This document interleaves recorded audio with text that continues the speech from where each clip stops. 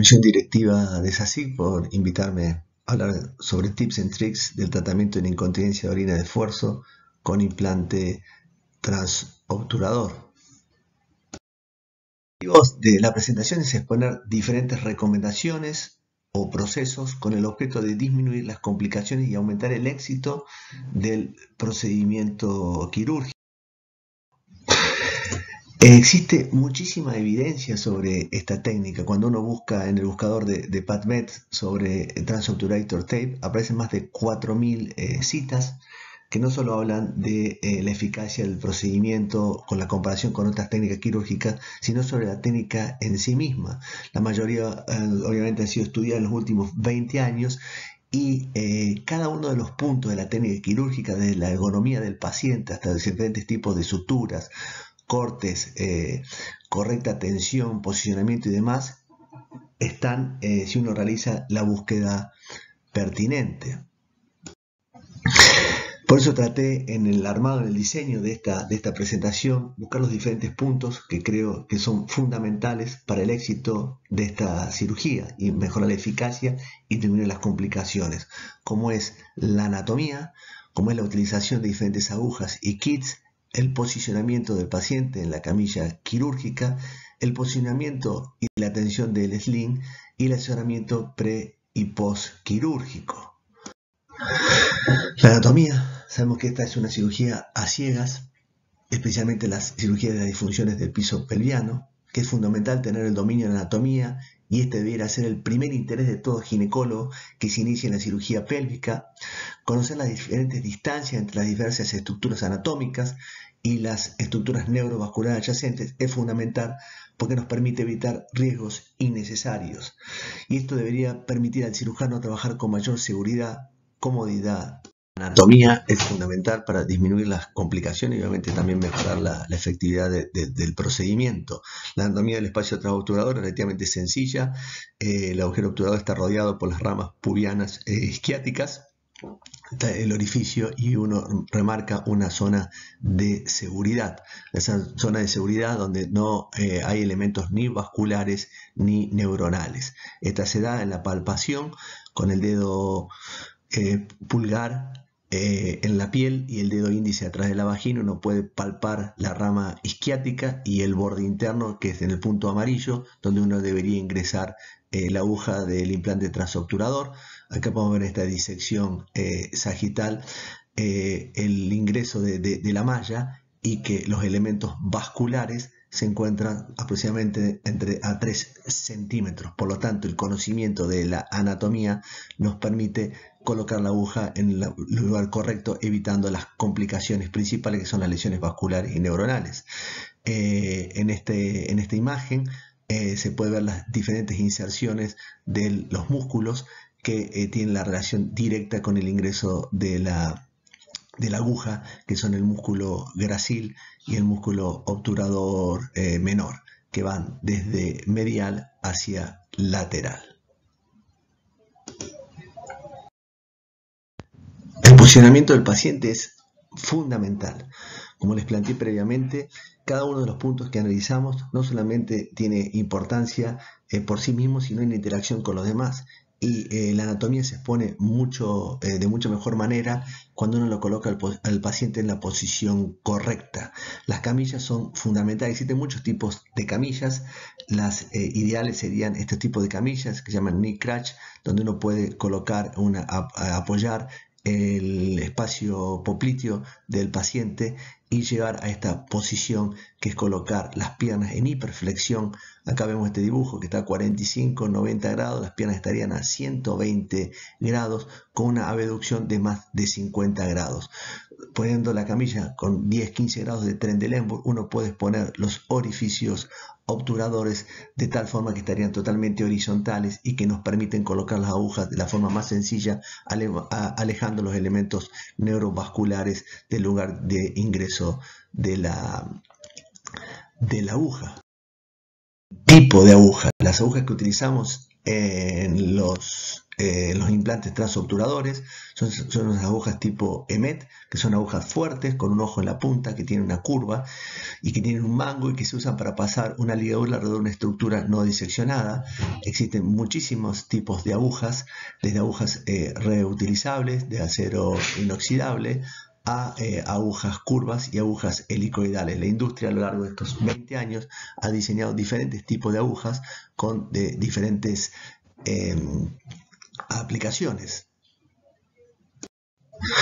Las agujas que creo que son las ideales son las agujas tipo helicoidales, porque como les planteaba, el paciente colocado en la posición correcta de hiperflexión y abducción nos permite que ese agujero obturador se encuentre horizontalizado, llevando a que las agujas helicoidales puedan ingresar a 45 grados y tener el mismo recorrido para ir paralelo a la uretra. Dentro del tipo de aguja hay que evaluar los diferentes tipos de materiales. Estas agujas tipo Mora, que fueron las primeras, son helicoidales de punta Roma. Uno de los defectos que puede llegar a tener que el acero no era tan rígido, y obviamente en pacientes que tienen mayor grosor, mayor masa muscular y de tejido subcutáneo, por ahí se hacía más difícil de colocar, por lo menos en mi práctica personal. Creo que la punta Roma de estas agujas es ideal por el hecho de que al colocarlas no van a ir rompiendo, desgarrando, lesionando los espacios parauretrales, y llevando a producir una disección mucho más Roma, permitiendo que luego la malla quede mucho más fija. Por eso planteábamos la importancia de estos tipos de agujas y diferentes diámetros para los diferentes tipos de pacientes. Sabemos que la distancia que existe entre los diferentes orificios obturadores y el espacio suburetral pueden ir entre 3 a 4 centímetros, sumado la masa muscular del paciente. Puede ser que a veces en algunos pacientes uno tenga que elegir una aguja específica para poder lograr mejor el procedimiento de la colocación de las agujas, como vemos en estas imágenes, colocando la aguja pegado al borde interno de la rama isquiopubiana, y dependiendo ese tipo de pelvis, las agujas van a tener diferentes aplicaciones. Acá en las imágenes del centro vemos diferentes tipos de pelvis más cilíndricas o de base más ancha superior, o de pirámides invertidas con orificios redondos, orificios triangulares. Y como les planteaba, hay pacientes que tienen un índice de masa corporal aumentado o pacientes de gran altura, donde el tipo de pelvis va a ser diferente y uno podría elegir una aguja específica para lograr mejor su cometido. Yo personalmente en el quirófano tengo diferentes tipos de agujas, utilizo mucho estas agujas reutilizables de punta Roma, que cuando veo pacientes con diferentes características y al tactarle en quirófano, puedo utilizar la malla de una prótesis industrial, pero utilizo una aguja diferente. Sabemos que las necesidades son infinitas en salud, pero los recursos no lo son.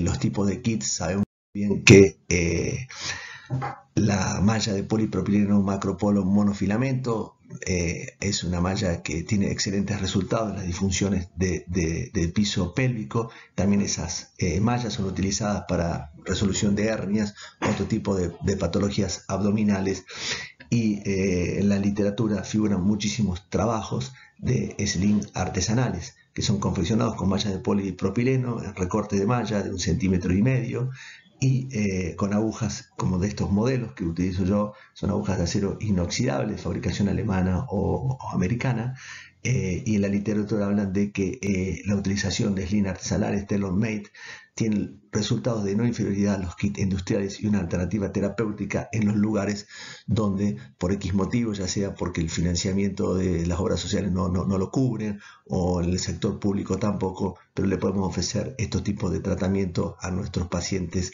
a todos nuestros pacientes, y así mejorar su calidad de vida. El otro de los puntos que es fundamental es el posicionamiento del sling. Esta es una técnica que todos la debemos utilizar, pero está bueno volver a a repasarlo. El hecho de colocar la sonda y poder tocar el globo vesical nos va a permitir calcular el lugar de la incisión suburetral, ya que al tocar el globo vesical nos permite calcular la longitud de esa uretra, permitiendo hacer la incisión correcta. El procedimiento de sling depende de muchos factores. La decisión peruretral, que está descrita en la técnica de Lorne, que es a través de una tijera Metzenbaum, producir esa disección pegado a la mucosa vaginal, tocando la rama isquiática, ha sido cuestionada por muchos cirujanos, ya que esto podría dañar la función neurovascular de la uretra, pudiendo impedir el correcto posicionamiento del sling. Al abrir ese canal para el paso de la aguja, esto haría de que cuando uno coloque el sling se encuentre suelto, podría perder tensión, obviamente disminuyendo la eficacia del procedimiento, y podría migrar a proximal o distal, no cumpliendo el efecto deseado. También existen muchísimos trabajos que hablan de la fijación del sling. Yo a lo largo de mi curva de aprendizaje lo he visto hacer a muchos cirujanos referentes en algún tipo de proceso, no sé si fue en el año 2008, 2010, fijarlo con Vicryl para que luego se realice la fibrosis. Obviamente el hilo se reabsorbe y uno puede estar tranquilo que el sling está en el lugar donde uno quiere colocarlo. El posicionamiento del sling, lo que refiere a la técnica y muchos trabajos realizados con la actuación, el lugar ideal, ¿no es cierto?, de la uretra media.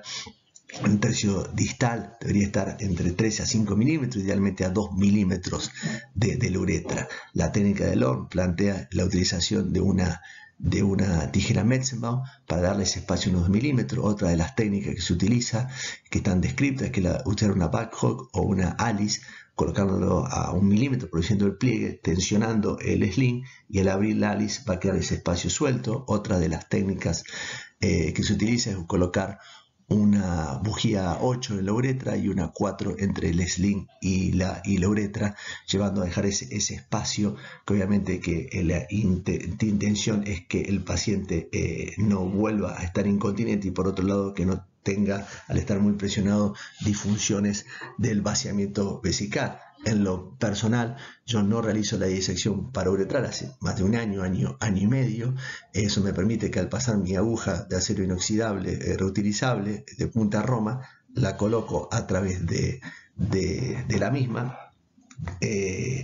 y utilizo una sonda tipo 20 de grosor, y lo que hago, acompaño el sling, y al mover la sonda me quedo tranquilo de que no hay ningún tipo de dificultad, y ahí retiro la sonda vesical y doy por finalizado el procedimiento. Finalizado el procedimiento. En este trabajo que querían observar diferentes puntos de vista de los cirujanos, el 62% usaba Metzenbaum, un 8% una pinza hemostática, dilatadores 100%, y solo el dedo un 1.5%. Lo que vieron es que en una encuesta realizada a más de 500 cirujanos, ginecólogos y urólogos, especialistas en difusión del piso pélvico, es que existe una variabilidad, y obviamente es un punto a analizar, que es el posicionamiento de la malla. Por último, es fundamental el hecho del asesoramiento prequirúrgico de los pacientes.